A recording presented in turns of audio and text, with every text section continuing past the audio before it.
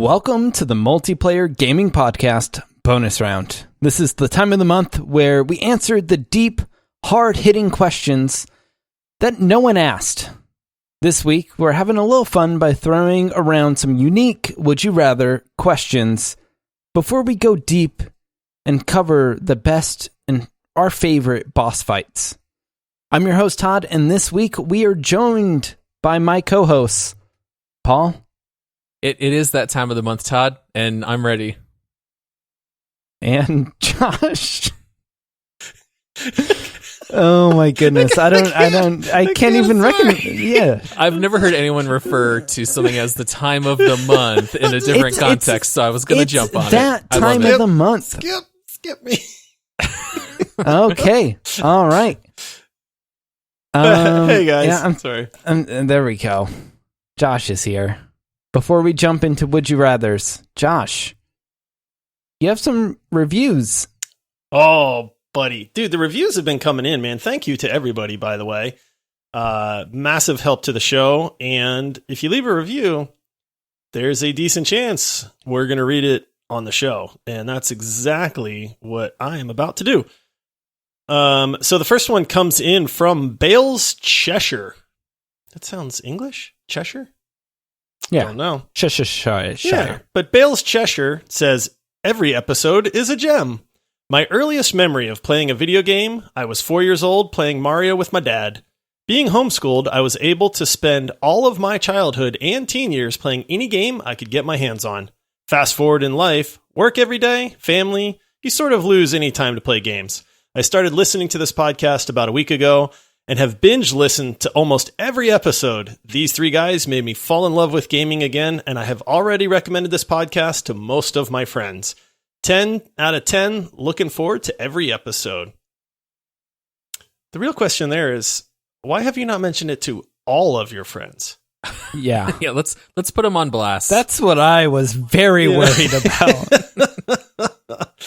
Like, what friends where he's like, I don't want them to listen to this. They, not quite. Maybe some of those friends just aren't the best friends. So he's like, I'm not going to share this awesome podcast with you.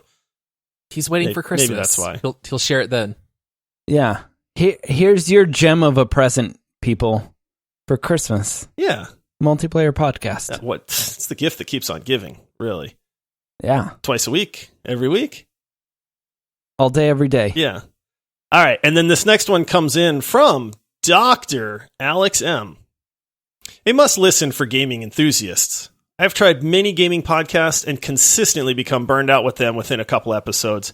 This is not the case with these guys. I listen to every episode and they introduce me to new games, provide new perspectives on old ones, and equally important, provide a distraction from the chaotic times in the world. I hope they will continue to produce for a long time, and perhaps one day I can find them on Rust. One of my personal favorites as well. Ooh. I would like to apologize up front for killing you, Dr. Alex M. Yeah, we will will shoot you afterwards. Yeah. Nobody can be trusted. I love that he was a doctor, and the review sounds like a doctor wrote it. So I think it's legit. Oh, absolutely. We asked for credentials. So at this point, we're doctor recommended. Ooh. We doctor are prescribed. Doctor recommended. 1 out of 1 doctors. 1 out of 1 doctors recommend multiplayer podcast. Hey, that's 100% of doctors That's very true. recommend. I like your math there. Multiplayer podcast. All right, and then we have a big shout out to Little Hibiscus, who signed up on our Patreon for the Epic tier. Ooh. And guys, we're doing some cool stuff for the Epic tier. We're doing monthly drops with game keys, some months with stickers, themed wallpapers, shirts, and so much more. Play Totes. games with us. I mean, Little Hibiscus is about to get some gaming fun thrown at him by being able to party with us. I mean, crazy not guys. thrown at him. Well, all right, maybe just tossed, like underhand. Forced upon. Underhand? Forced upon, smothered. We just Mandatory fun with Josh, Paul, and Todd. Yeah. Oh my goodness. You will like playing games with us.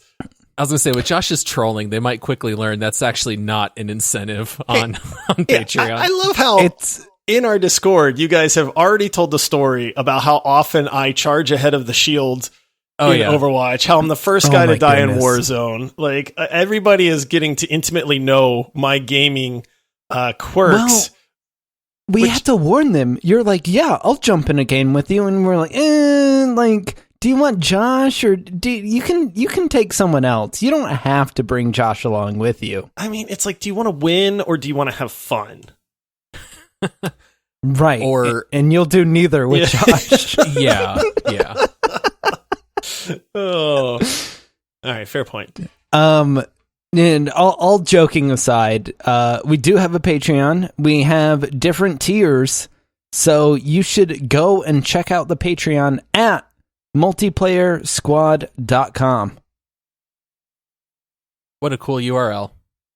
Man. So great. Top 10. Multiplayer Squad. The Squadcast. Whoever came out with that's a genius. Is that would you, say, Paul? Todd? Say it again. No, I think it was you actually, Todd. Say it again, Todd. Props say it louder. Squadcast. Ooh, I love the sound of that. Say it one more time. Yeah. Slower. Squadcast. Ooh. Okay. This podcast is officially our creepiest yet. I'm just saying. Oh, man. All right, guys. Would you rather questions? I'm excited for mine, so I'm gonna go first, just right out of the gate.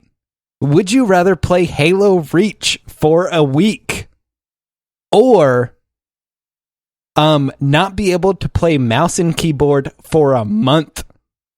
Ooh, that's an easy choice for me. I think I know. Because week and month. I still have a controller available. But are you going to play Overwatch on a controller? Sure. Are you going to play... Are you? I'll play Overwatch on a guitar from Guitar Hero over playing Halo Reach with mouse and keyboard. Oh, come on. A month. A month of... give me that month, baby. Yep. I will. I got a controller. There's not many games I can't play with a controller. Now, maybe not as well, but I can still play them and have fun. Whereas if I am forced to play Halo Reach for a week, I am going to want to throw my computer out a window. This backfired, and I'm calling shenanigans. What's that new game you've been playing, Josh? The old school arcade style game. Oh, it's called Blightbound. Brightbound. I was going to guess Blood Bright. I thought it was something like that. Light Bright? Yeah, I'll just little pegs in there and make pictures. Yeah. I'll just go pick that up. I'll play with a controller. Yep. That's what I would do. Anything to avoid having to play Halo Reach. Yeah. I'm with you. Sorry, Todd. Paul. That's just the reality. That's fine. the way it is. All right. Well, that was a quick. What about you, Todd? Rather. Which would you rather do? Halo Reach. All day, every day. Now that you've played Halo 2, and didn't they just come out with Halo 3? They did. Yeah. But Halo 2 Anniversary is an amazing game. Halo 3 was pretty fun. Honestly, I think Halo 2 Anniversary is my favorite out of all of them. Like, they did a great job remastering and making it feel fresh.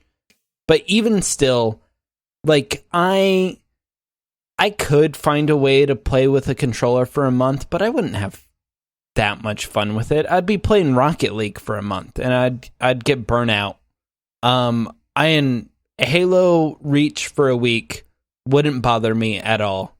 You can play campaign, you can play multiplayer, you can play Griffball for a week, and I'd have a blast. Halo, What was that, Josh? we got him started on Halo. Let me go into the mechanics I blame behind Todd. Griffball. I blame Todd for going off on Halo. He came up with the question. That's true. All right. He set himself up. So the gameplay in Griffball is really... I'm just joking. Moving on. In the beginning. All right. I got a good one. Let me throw this one to you guys here. Would you rather have to shout Hadouken at someone anytime you hand them something, or yell, get over here, whenever someone hands you something? I love the Scorpion voice line. Get over here. That's amazing. So every time somebody hands you something, you have to say, get over here.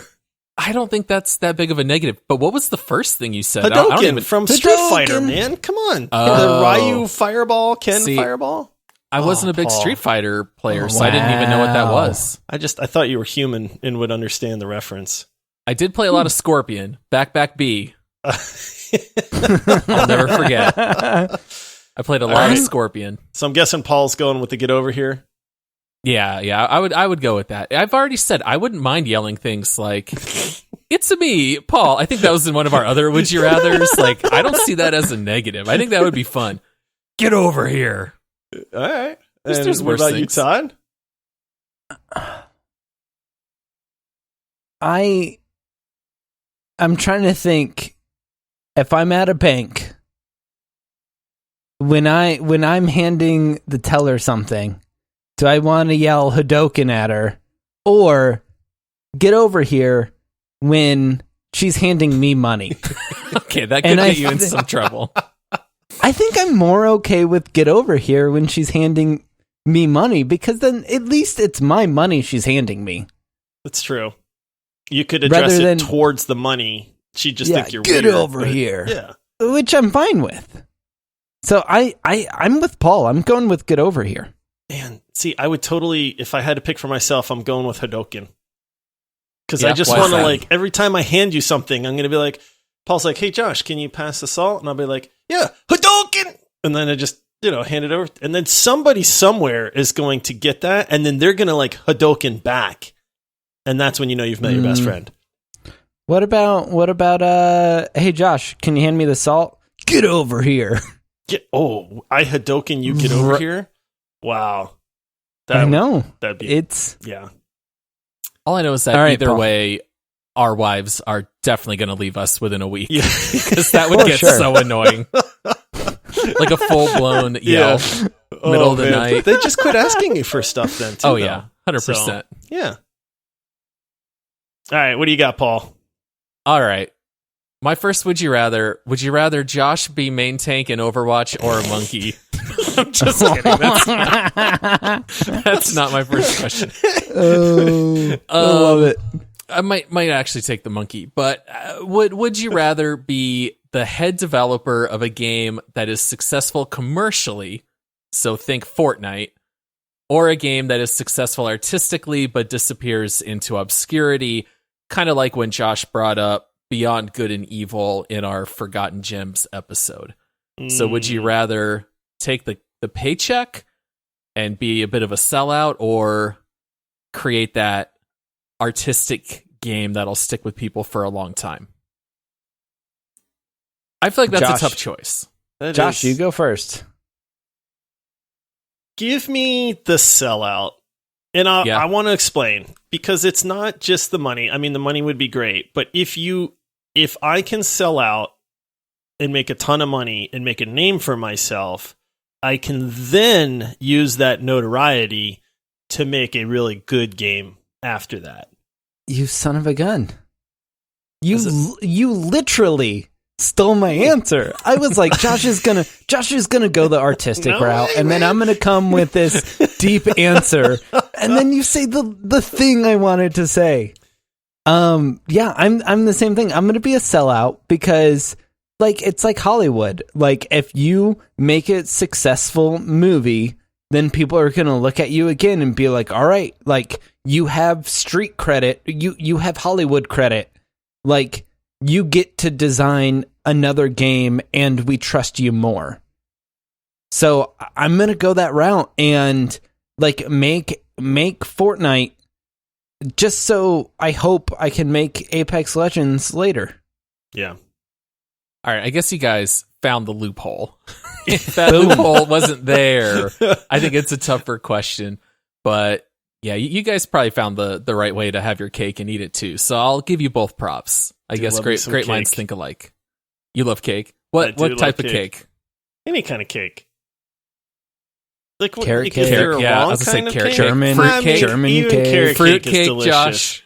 I've never had fruit cake, so in my defense, I can't. Cake? I've never had a fruit cake. No. Man. Do people actually eat those? I thought that was my grandmother my dad would be loves it. sorely disappointed in you. Really? I thought that was just like one of those urban legend things where people like are like, "Oh, I made you a fruitcake," and it's like, no, not really. It's just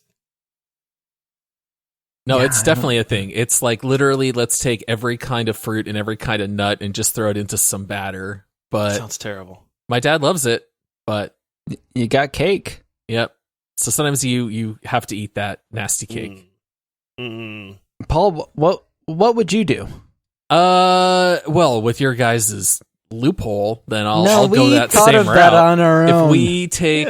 If we took the loophole out, I would legitimately rather create the better game. I have never aspired to having a lot of money. I have always jokingly said, I don't want to be rich. I just want to barely get by on a living with the fewest amount of hours worked. And I feel like I would rather create something that would last with people. Maybe you could argue you'd be better off like leaving an inheritance to your kids or whatever, but I would rather gift the world with something that people would talk about and love and cherish, and that would be my answer if I couldn't take my money from Fortnite and then reinvest it into the next game. That's the silliest thing I've ever heard. Thank you, Todd. I I'm just appreciate joking. You know what, noble though? route. I have no artistic ability, and that probably feeds into this because I would love nothing more than to be able to craft something like that, but I am just not wired that way. I am a math and science person. Give me something and I'll execute it, but I cannot create on my own. And so that's probably another reason why I really wish I had that talent and that ability. So that's my first would you rather. All right. All right. For my second one, would you rather have to pee every time a game queues or your mic randomly mutes by itself? Oh, why? Oh. See, I come up with the would you rathers where they're both good options, and Todd's These just are giving both us terrible. terrible options. This one. All right. I'm going with the P because I mean,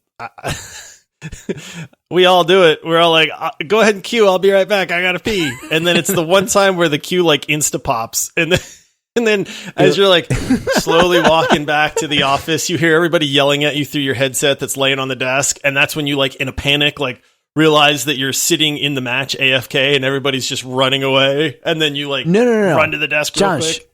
I'm talking about You have to hold the it. game queues You're in it. and then like you realize you have to pee. Like I have to hold it? You have to hold it for And the it's- game. And it's Valorant. All Oh 78 my rounds. goodness. All 45 minutes. You're going to have some serious bladder damage yeah, at the like end of this. you don't run away from the game. Like you're going, oh man, I should have peed when we were queued. That's what you're thinking in your head. I'm you still grab... going with the P because when you're holding in P, it's a proven fact. Science has proven that you play better because you are more on edge and your Science still senses are heightened. undecided. What scientific paper was written on this? Dude, have you not read the PP Gamer?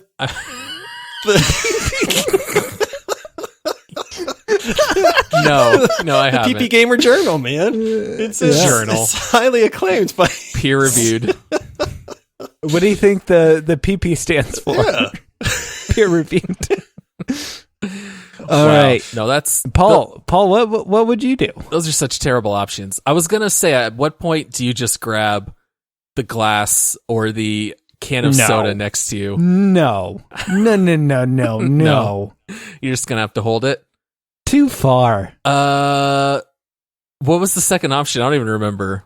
Your mic randomly mutes okay. by itself. You know, I would have to say I find that to be the most infuriating thing. I really hate having to repeat myself, and I can't tell you how annoying it is when your mic cuts out while talking, so I'm just going to hold it in. I'll put up with it. I'll hold it the 15, 30 minutes, whatever the game is, and then run to the bathroom right after. Guys, Wait. let me repeat my question.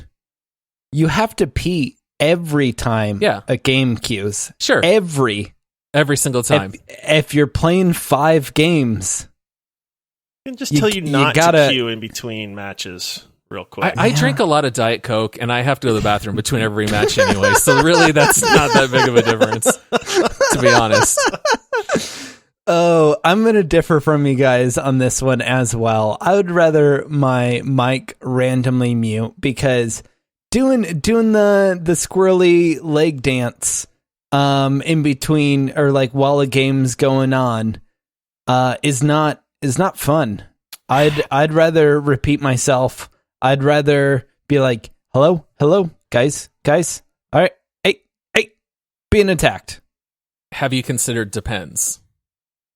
Because if this is a chronic condition, there are some other solutions. They don't sponsor the podcast yet, but if they did, we will give them a test run. We will test run Depends if you want to sponsor the show. Oh, jeez. I did not agree Moving to that. on. This went in I did not see it going in a diaper situation. Josh, please save us. All right. This is a serious one here, guys. Would you rather be able to absorb someone's powers like Kirby or capture people and make them do your bidding like in Pokemon?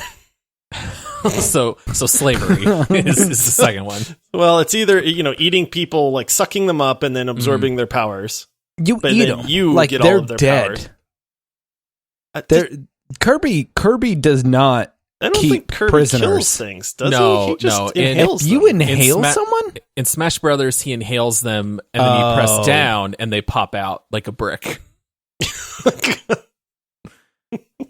All right. Todd, I'm just telling you, that's what it is in Smash Brothers. I am gonna say to absorb powers. That would be awesome. You run into just someone, you want to temporarily use that power, suck them in. I would have a much bigger moral issue, it forcing my will on other people. So Pokemon unhappy? I don't know that they have any other choices, to be honest, other than to serve their Pokemon master. I mean, it's only animals, right? Like birds, they deer, talk and communicate a bit, and yeah, I think they're a little more intelligent Detective than your average Pikachu? dog. They have feelings, man. All right, I'm going Kirby style then. Yeah, I agree. So you guys don't want like an army, like a massive amount of like, welcome to my horde. I don't think that ends well. Yeah, that's true. I've seen that movie. I don't know what I would want to do with suck them. People up too. Doesn't that kind of skeeve you out a little bit? Like, can you detach your jaw? I don't know. Yeah, but snakes do, right? Something yeah, like that. Yeah. I'll go with the Kirby option. All right. Does that come back to me for my second? Would you rather? All right. See, you guys are giving us terrible choices. I'm going to give you two good ones. All right. Now, we know neither of these games are ever going to come out.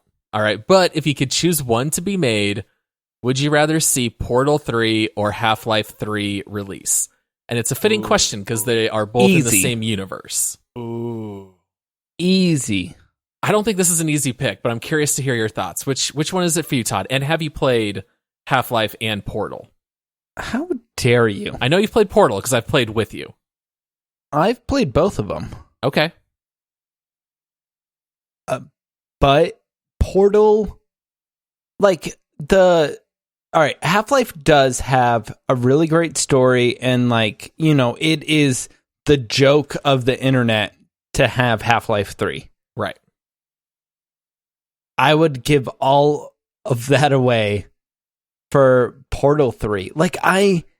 There isn't another game quite like Portal. If I want another great storyline, I haven't played The Witcher. I would go play The Witcher. I would go play a different game if I wanted great story.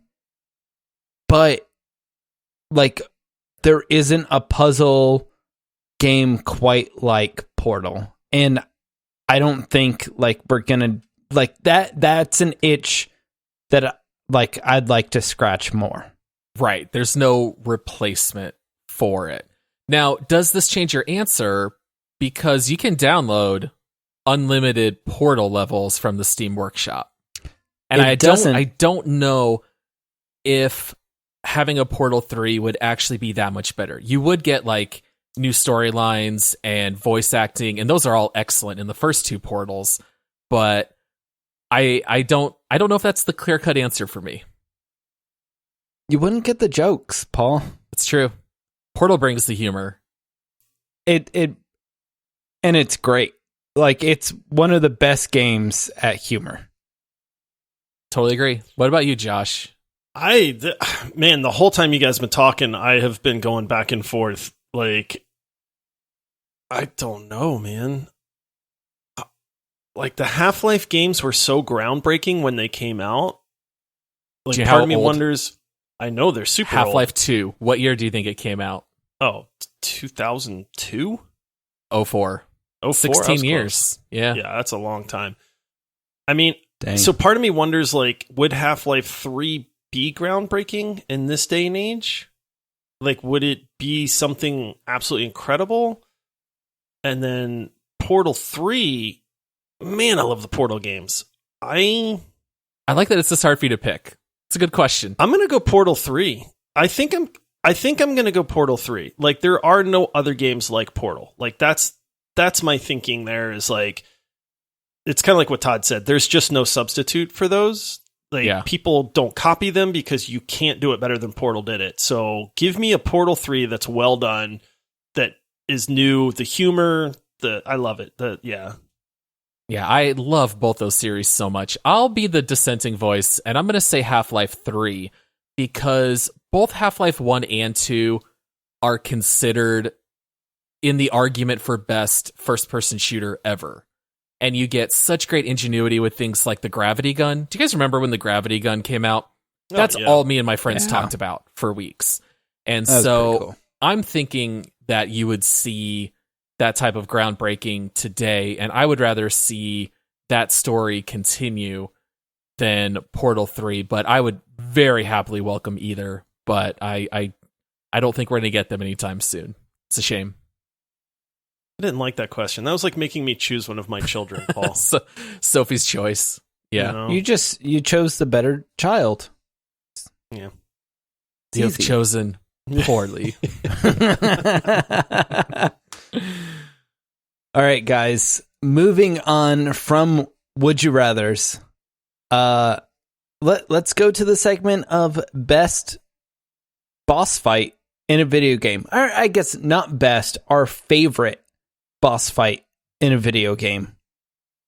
Let's switch it up a little bit. And Paul, do you want to go first? Ooh, go with me first. Sure. All right. So when I was thinking of memorable boss fights, the very first thing that came to mind for me was the High Dragon in Dragon Age Origins. Now, I know this is a game Josh has played. Todd, you never played Dragon Age Origins, right? How dare you? I know you haven't. Get out of here. Don't even pretend. So, nice try, buddy. So, Dragon Age, along with Mass Effect, are my two favorite trilogies. I love the storylines. I love what those games have to offer. If anyone hasn't played Origins, I'd highly recommend picking it up. But to give you a little bit of context, basically there is an Arl who is like this leader of a certain part of the land, and he's been poisoned, and it looks like he's going to die. And the only way that you can save him is finding the urn of Andraste. And Andraste is almost like a Jesus figure in the Dragon Age universe, and her teachings are what created the dominant religion of the time. And so there's basically like a myth that if you find her urn with her sacred ashes, you can use it like the Holy Grail in Indiana Jones and the Last Crusade. Like, it'll just heal any wounds, keep anybody alive. And so basically, as you're off to find that, you are making your way through these ruined temple areas that are like underground, and you're fighting these cultists who are like protecting the area. And as you fight deeper in and deeper in, all of a sudden you start fighting dragonlings and drakes, and you start getting more and more creatures like that. And then all of a sudden you reach a passage that leads outside, and it's called, I think, Mountaintop. And you pop out from there, and you're in this like secret hidden area in the mountains, and there's a massive dragon flying overhead. Like, do you remember this moment, Josh, when you played? Is this like a moment that stands out to you? Yep, it sure does. Because if I remember right, like you see the shadow, like of the dragon, kind of like fly over, right? Yeah, yeah, and it's massive. It's this huge dragon, and there's two different ways you can summon the dragon. They have a gong that you can hit, or maybe you have this horn that you can blow. But of course, when I see a giant gong and I see this giant dragon in the sky, I just immediately run over and just hit the gong. And I'm like, what's the worst that can happen? I've been steamrolling everything in this game, you know. And then the dragon comes down and immediately wipes out my entire party. And so I was like, okay, I guess this is a little bit harder than I thought. And I looked up a couple guides, and it turns out you're supposed to come back later. And this is really like one of the hardest fights in the game. To give you a little bit of context as to what fighting this dragon is like, let's just say that if you fight the dragon for 30 minutes, then it will just basically fall over and despawn, and then you can no longer fight it. That's how long your fights can go against the high dragon in this game. And it's not even a final boss. There's a couple of dragons you can fight. Flemeth, a certain character, turns into a dragon. You can fight her. There's another dragon at the end of the game. But the high dragon was the first one that I ran across. And here I was just minding my own business, running a normal quest, and then you just run into this huge, giant dragon. And I remember beating the game, getting a bunch of better armor and weapons, and then going back and killing the high dragon. And I won't even jump into what happens after, but even that leads to a very humorous storyline where you take the dragon scales to go get dragon armor. But I just remember that being such a cinematic moment that it really stood out to me. Yeah, anytime you have a dragon fight, like in most video games, it's just great, man. Like, yeah, that was one of those moments where I'm like, I'm about to fight this dragon. Yeah. You know? Yeah. Like, well, and it's, yeah, I mean, I don't know. I love dragons, the mythology behind them and all that. And Dragon Age does such a good job of how you fight them and how strong they are. Yeah, dragon fights are always good. I legitimately thought about, almost as a joke, just doing 3 dragons from different games. Because, World of Warcraft alone, I could pick 3 dragons, that you fight in that game. But yeah, you're in the end game content for sure when you're fighting dragons. So that's my first one. That's it. That's a good one, Paul. According to Josh, because I wouldn't, because Todd has no idea. Man, Dragon Age Origins is a national treasure. Anyone should go out and play it. It's so good. I love it. All right, Josh, what do you have? Okay. Well, I'm going to move from dragons to Mike Tyson. Oh, easy transition there, right? Mike Dragon Tyson among men. Punch Out. So going Dragon old school, in the ring. Yes, the old guy is going to pick out an old game first.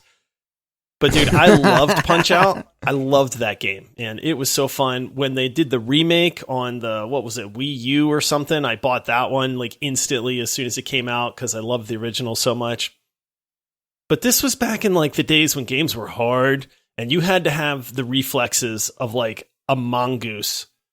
And when you got to Mike Tyson and he came out and you realized that dude is going to one-shot you with an uppercut within like a half a second, and then you were just down. There was no like, this guy did not take off part of your health bar. If he hit you, you were down on the mat. And it'd be like getting hit by him in real life. Yeah, pretty you much. I took a shot from Mike Tyson. Exactly. We're going down. Yeah. And it just, that was in the heart of when Mike Tyson was just destroying people in the boxing world. And I mean, you were like, oh man, like I remember being scared. Like, how am I going to fight Mike Tyson? And then he just comes out and he one-shots you and you're like, oh wow. And then you think that you would get his pattern down and then it would change. And then all of a sudden he'd start throwing jabs. And then it's like, wait a minute, what?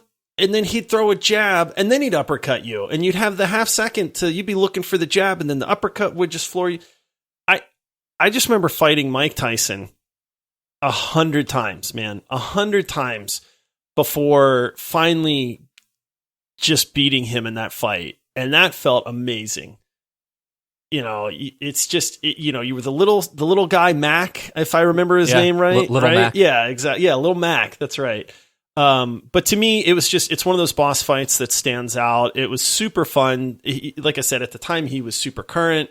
So, it was really cool to like have that experience. They made him super hard. I don't think I could beat him nowadays. I think my reflexes have slowed too much, to be honest with you. I honestly think like I would just quit before I could beat him again.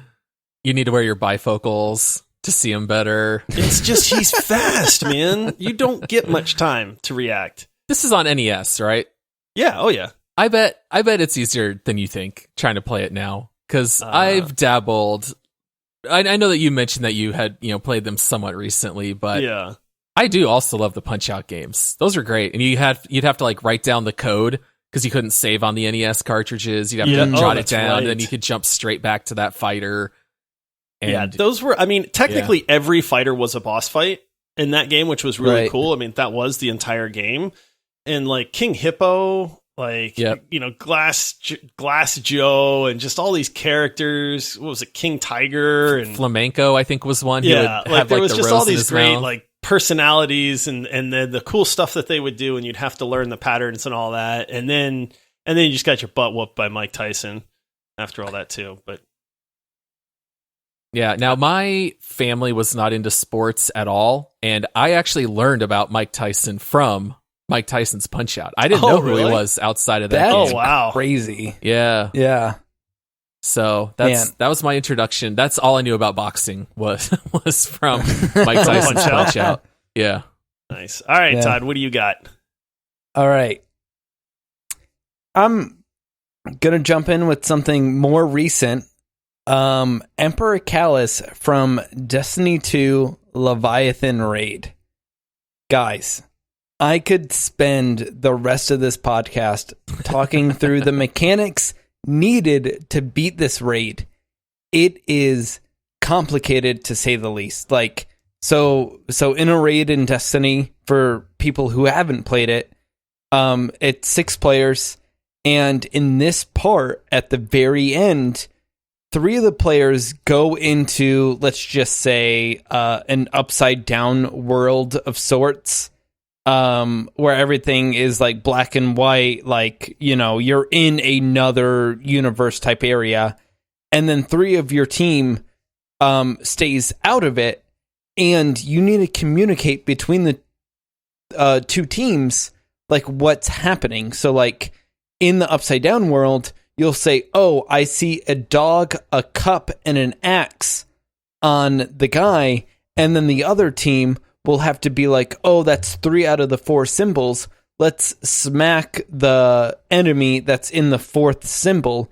And like, so you have to do that for a little while. Then there's a damage phase, and then it brings everyone back into the same room.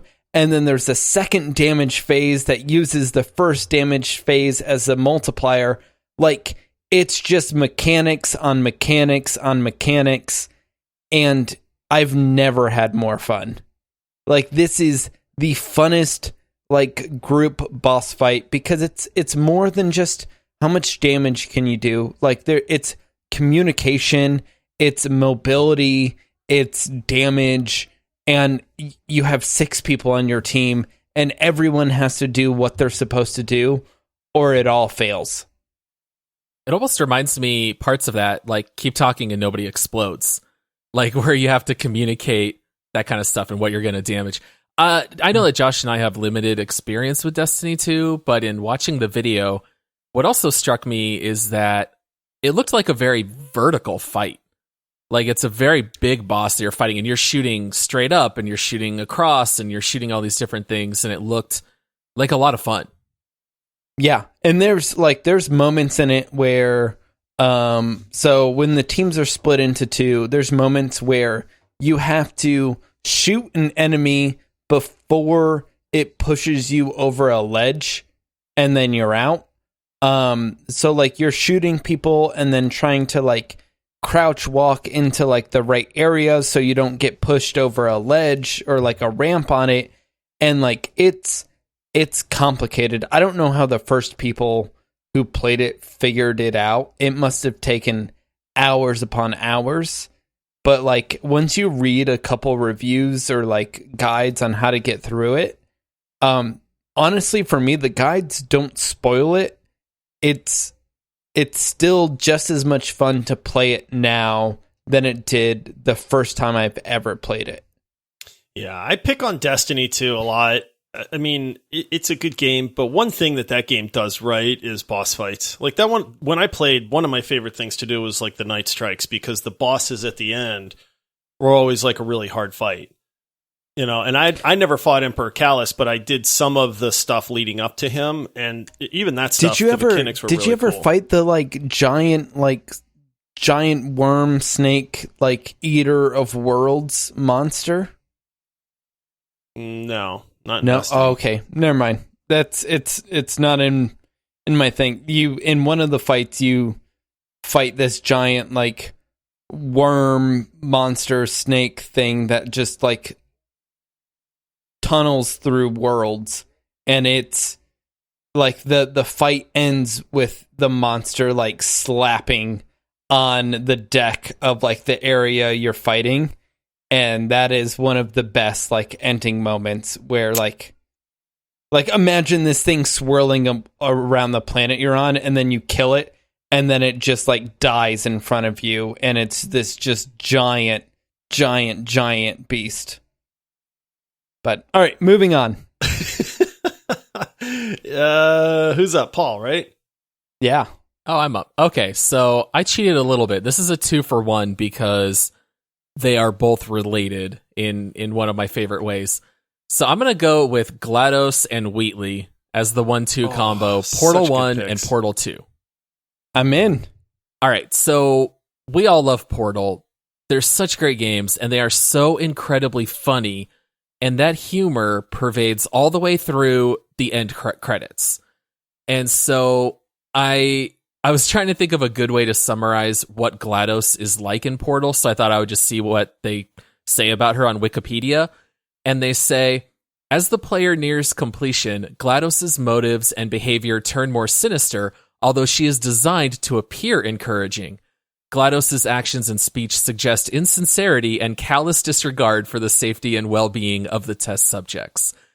And that's like a very scientific way of describing it, but she literally sounds so encouraging while trying to get you killed, which is just such a funny element of her as a villain. And then at the end, when you kind of like reach her inner chamber, she just has like a part of her fall down. And so you pick up that part and you throw it into an incinerator, and then you start to destroy her piece by piece. And the whole time she's just throwing out like ways to try to manipulate you and get you to stop, which is so funny. One of the lines I had to write down because it made me laugh. She says, "Despite your violent behavior, the only thing you've managed to break is my heart. Perhaps we'll call it even and you'll go away." And so, and another part, she says, "That thing that you burned up isn't important to me. It's the fluid catalytic cracking unit. It made shoes for orphans. Nice job breaking it, hero." So she gets like super sarcastic with you. So anyway, the point is, you throw all her pieces into the incinerator and she dies. And it cuts, you get a shortcut scene. But then the best part of it all is that it goes to the end credits and it starts playing a song that's quite famous called Still Alive. And it's sung by GLaDOS from her perspective. Do you guys remember this song or anything about it? I vaguely remember it. I can't sing it, but I do remember her doing a song. Oh, dude, I remember thinking it was the greatest way to end a game, because the worst part about beating a game is having to sit through the end credits, right? Like, I'm always trying to skip it. Yeah. I'll just Alt F4 out. But in this, GLaDOS, even though you just beat her, she starts singing the song about how she actually won, even though she's the one who died. And so I'll just very quickly read the second verse. I'm not going to sing it. Oh, I was going to say, sing it, Paul. We'll lose every last listener that we currently have. But here's just what the second verse says. "I'm not even angry. I'm being so sincere right now, even though you broke my heart and killed me and tore me to pieces and threw every piece into a fire. As they burned, it hurt because I was so happy for you. Now these points of data make a beautiful line, and we're out of beta. We're releasing on time. So I'm glad I got burned. Think of all the things we learned for the people who are still alive. And so she sings this whole song. And then Portal 2, I'll keep this part short. Basically, GLaDOS is kind of the villain, but kind of your companion for a while. Long story short, at the end of the game, GLaDOS leaves you alive and doesn't try to kill you and lets you leave the facility, and then proceeds to sing another song where this time the song is completely different. Instead of her wanting you to die, she sings, "Now I only want you gone." So she failed to kill you. She just wants you to leave. And so she sings, "Well, here we are again. It's always such a pleasure. Remember when you tried to kill me twice? Oh, how we laughed and laughed, except I wasn't laughing. Under the circumstances, I've been shockingly nice. You want your freedom, take it. That's what I'm counting on. I used to want you dead, but now I only want you gone." And sings a whole song about how, just get out of my sight. I can't kill you. That's fine. Just go. Just get out of here. And I love the humor. The songs are actually great. My kids play them on our Google Home all the time. You can buy Still Alive in Rock Band 4. I'm singing it in her voice in my head, which makes it even better. Yeah, but what a way to use end credits. Yeah. Yeah, this is exactly why I love the Portal games, is because they take this like comedy theme all the way through both games, and it just builds and builds and builds, and it's hilarious the entire time. Like, I can't tell you the last time I watched the credits for a game, but I can tell you I watched all of Portal's credits. Yeah, probably the only game that I've ever done that. But well, Halo, but yeah. Todd just watches end credits from Halo Reach. That's how he gets ready for bed. He knows everybody by name. That's all my YouTube. Yeah. All my YouTube is just end credits for Halo. Todd's got all memorized. Second director of photography, Josh Richardson. Oh my goodness. Todd loves that guy. The best boy? Oh my goodness. The best boy in Halo ODST. No, all right, I'm not going to spoil it, but you guys go on. All right, am I up? Yeah, Josh. All right. Well, Paul had something that was funny and clever. These two guys, I hate these two guys. Mm-hmm. So this is not my favorite boss fight. This is memorable to me because I hate these guys with the passion of 1,000 burning suns. And that is Ornstein and Smaug from Dark Souls. Okay. Now, people that are fan of the Dark Souls series will understand this. Todd's shaking his head. Man. Here's why I hate these guys. I love a difficult game. I love boss fights. I will do a boss fight 100 times until I win. I have never to this day beat Ornstein and Smaug. Really? So, yeah, That is my confession. These two guys, these two losers, made me quit Dark Souls. Okay? Sounds like you're the loser, Josh, to be honest. Well, all right. I'm the loser then, but trust me, there has never been a boss fight like this one, man. I don't rage. Like, Paul even jokes, our rage quit episode, like, I was like, I'm not really rage quitting. I have legitimately thrown my controller, like, trying to fight these two guys. So, if you're not familiar, Ornstein and Smaug are two like giant metal statue things in Dark Souls. One of them is fat and has a giant hammer and moves around real slow but is very strong. And then the other one is like a knight with he's real quick and he has like a sword and he's really fast. This boss fight's tough because, I mean, Dark Souls is hard as it is, but when you have to fight two equally hard bosses at the same time that are in a small area, and they split from each other. So it'd be one thing if you can like keep them both in view, but they tend to split and then fight you from two angles. So great. I try this fight 30 times. I finally down Smaug, or I don't remember who is who, right? And then what happens is the other boss gets stronger. Oh my goodness. Because his buddy died, he gets all ticked off and he becomes even stronger then, and they become almost impossible to beat at that point. So I guess part of the strategy on this is that you have to get them both very, very low so that when you kill one, you can quickly kill the other one. I never did it. I hate these guys. I like legitimately. I cannot say that I've ever beaten Dark Souls, the original one, because I never made it past this stupid fight. But it's memorable to me and it stands out. I will be 98 years old and I'm going to be like, those freaking Orange Gene and Smell guys, man, I hate those guys.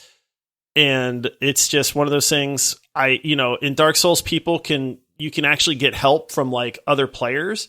And I've even had other players try to help me and then we would still get wrecked. Like maybe I never had a high enough level player. But at that point I was like, I'm done with this game. I'm done fighting these stupid bosses. I hate it. I hate them, and I hope they die in a fire. Dude, I would love nothing more than if you finally defeated them both, but then there was a mechanic where they both get rezzed. Oh my! And then you have to fight them again. Oh, that'd be so great. Cry, man. Oh I would my cry. goodness. But it's one of the hardest boss fights I've ever seen. I've ever attempted, and like I said, I'd never beat it. Like so, confession time there. I never beat those two guys. Yeah. And Josh, this is a safe space. Like I'm glad you admitted that. Kind of getting it out a little bit. Might cry a little bit too, but it's okay. So, all right, guys, my second boss fight. It's not really a boss, but it's the final level in Halo 3. It's such a good level. This is where you are in a warthog racing against time, against the ground, because the ground falls out beneath you. And then at the very last second, like there's explosions, the ground is falling, all of this. If you make it to the end, you jump and then you try and hit this tiny, tiny, tiny little bay in the ship to make it out. And like, for a first-person shooter to have the last boss fight be a driving simulator warthog mission where you're shooting people, running over people, platforms are falling, it's chaos, it's excitement, it's all of these feelings just building until the last jump, and then you're just like, what? Wait, there's no platform, like, what am I? And then you land in the bay, and then you finish the game. And like there is nothing better than that feeling. Like excitement, chaos, intensity. You're dying over and over. Like you don't really, unless you've done this 100 times, you don't finish this in one life. So you're running different segments over and over. And then for the last piece of it, to be the suspense where you're suspended in the air, like, and then you just finish the game, and it's amazing. Yeah, I have a lot of Halo memories, but that sequence stands out as probably my number one memory. When I think of Halo, I think of that sequence because it was mind-blowing at the time. I mean, you were sweating. Like you said, there's 1,000 things going on, man. The ground is dropping away. There's enemies fighting you. Cortana's in your head. There's explosions going off. It is white knuckle the controller the whole time, like the entire time. And man, it was just such a good sequence. Oh, and we totally know why Todd loves that mission, right? Todd loves jump puzzles. Does this qualify as a Halo jump puzzle? I mean, there is I feel a like lot it kind of does. Jumping. You're jumping the the like warthog. Racing jumping. Yeah, I mean, you gotta be quick. If there's one thing in a game I care about, it's can Jumping. you jump? And they gave me a game where I can jump in a car. Yeah. And that game is my favorite game of all time. Yeah, so this is it why Todd loves checks it. out. Wow, what a Yeah. good insight, Paul. Yeah. Man, Todd this is a loves jump therapy puzzles. session. I now know things about myself that I didn't know before this episode, and I feel better. I was going to say, this is step 1. Step 2 of therapy is going to be figuring out what happened in Todd's childhood that he feels this compulsion to do jump when puzzles. I was a very young kid, I couldn't jump. Yeah. So I lived that Had jumpitis. through video games for a long time. Still to this day. Yeah. I say it counts as a jump puzzle, so that's why Todd loves it. Man. Yeah, I know that we're coming up on the end of the episode here, but can we maybe just mention one or two special mentions that were on our radar? Oh, you want to do a quick fire? Yeah. Yeah, right, so let's do it. I don't know if it qualifies, but I thought about nominating Through the Fire and the Flames from Guitar Hero 3. Goodness. Does that count as a memorable boss fight? Yes. Absolutely. It does, right? Man, even on medium, that was difficult. The only thing I will say is that I did not beat it on the highest difficulty, and I worked so hard to beat it on the second highest. And I remember in the beginning, I would tape the green key down because I wasn't good enough to shift my whole hand over to hit the far one. So I would duct tape green down, and I would just play the other keys. And I never quite beat it. I would always fail, like at the end of the last guitar solo. That song's still like impressive, 9 minutes. Man. Yeah, that's a long super song. long. Yeah. That's still really impressive. Yeah, so I thought that might qualify. But did you guys have any Totally. other special mentions that you kind of thought about?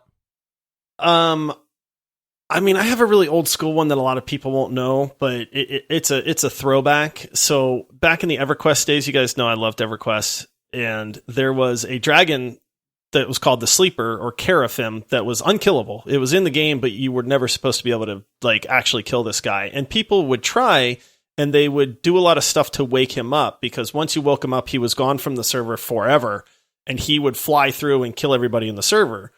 And so it was a neat mechanic. Well, a guild figured out how to actually fight him and almost beat him by like just zerging him over and over. And they had this whole thing, strategy and all that.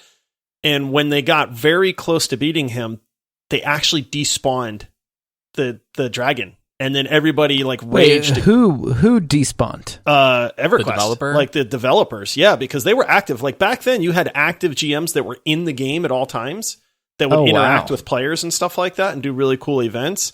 And they saw that the Sleeper was about to get beat, and I guess they didn't know what to do, so they despawned him. And then there was this huge outcry from like everybody. And so they respawned him again, and then those people actually killed him. And when they killed him, like people thought like something amazing would happen. He just poofed, and that was it. Well, I'm sure But they it was like, like- yeah, they didn't plan for him to be killed. So Right, probably but no they, loot table They did or the anything. impossible. Like this thing was supposed to be unkillable. Like in this game, there was no way like any guild could ever beat this guy, and they beat him. All right. Is that exciting or frustrating as a developer? I mean, Like the game you set up, like the people playing the game rallied together and literally did the impossible. But then on the other side, like you designed something that was supposed to be impossible to beat, but then like I don't know, man, it wasn't. I the feel human like the spirit. guy. I feel like the one GM or whatever they were called in EverQuest. I feel like he had to pick up the bat phone and call like all of his buddies. He's like, "What do I do?" Like, I mean, for all you know, maybe killing that mob would have like crashed the server or something. I mean, who knows what it could potentially do? But I feel like there was probably a high level of panic. Yeah. Like, what on earth do we do at this point? We'll just make it disappear. But how mad would you be if you worked all that time on that boss? People were furious. Yeah. I was playing back then, so trust me, it was mass drama. How funny. Yeah. Dang. All right, I have a quick mention. This is my throwback one. Bowser from N64. I mean, this is the classic boss fight. Yeah. I mean, you run in, you like once you figure out how to do it, it's not terribly difficult, but it's so much fun. Even to this day, just spinning Bowser around and around and throwing him at bombs is so much fun. Yeah. Yeah, that is kind of the epitome of a boss fight right there. Like when you think classic boss fight, that fight fits the bill perfectly. It's such a silly mechanic to have to like run in circles and then like grab his tail and then like throw him. That was It's so not funny, even though. spin him in circles. You would have to like jump and run around trying to Trying to grab get his behind. tail. Hey, Yeah. if he's bigger than you, you got agility, right? Got to use it to your advantage. Yeah, I mean, it was I still remember the first time I played it, and like you knock him to the ground, and then you're like, I don't know what to do, and then you're like trying to figure it out, and then you figure out you can grab his tail, and then you're like, oh, there's all these bombs on the outside of the map, but you miss like the first 7 throws until you figure out how to actually make him hit a bomb. What's that Olympic sport where you hold discus the ball? Discus. Or no, where you, you spin in a circle. What's the ball one? No, it's not shot put. It's not shot put, but it's the one where you spin in a circle and then you hurl the ball Yeah, forward. it's the ball at the end of the chain. That's literally exactly what you do with Bowser, which is pretty funny. But yeah, it's amazing. I think that probably inspired the Bowser fight. Someone was watching the Summer Olympics that year or something. Oh, yeah. Yeah, that's pretty funny. All right, well, that's our segment for today. Thank you guys for listening to Multiplayer Podcast Bonus Rounds. You can find us on Twitter at Multiplayer Pod, on Twitch, which, like, we only need 15 more followers to hit affiliate, which I have some sick custom emojis of Paul. Todd did make some really cool emojis. They're not bad. We need to get these out into the world for sure. If we get 15 more followers on Twitch, we will get custom emojis that will be awesome. You can find us on Twitch at Multiplayer Pod and on Twitter at Multiplayer Pod. And then we mentioned it at the beginning of the show. We have a Patreon, multiplayersquad.com to sign up. Which we will give you guys there. People have been having fun with those. Oh my goodness. There's one of Josh yelling that like it looks like the words are coming out of his mouth and it is amazing. That's my favorite one. It is really good. You should be proud of that one for sure. Yeah. But yeah, that's our podcast for tonight. What's left? Oh, you can find us on any podcasting app, multiplayer gaming podcasts. Don't forget to subscribe. And then we will see you guys midweek, Wednesday, right? That's right. Oh, Thursday. Ooh. Yeah. One of those days. Days we are like hard. to keep it. Yeah. It's COVID. You got COVID brain. We'll let it slide. Yeah. All right. See ya. Josh out.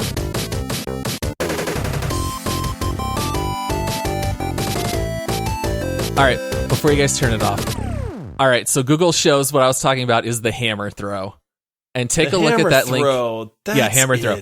Take a look at that link in Discord and go to the 28-second mark and tell me that did not inspire what Mario does to Bowser. Look how many nets are around this dude. I don't want to get hit by one of those. Look how fast that guy is spinning. Yeah. He's a ragdoll. Dude, I would puke. Yeah, so I'll put that up in our Discord. How does he stay in the circle? How does he stay on his feet? I love that clip so much. Oh my goodness.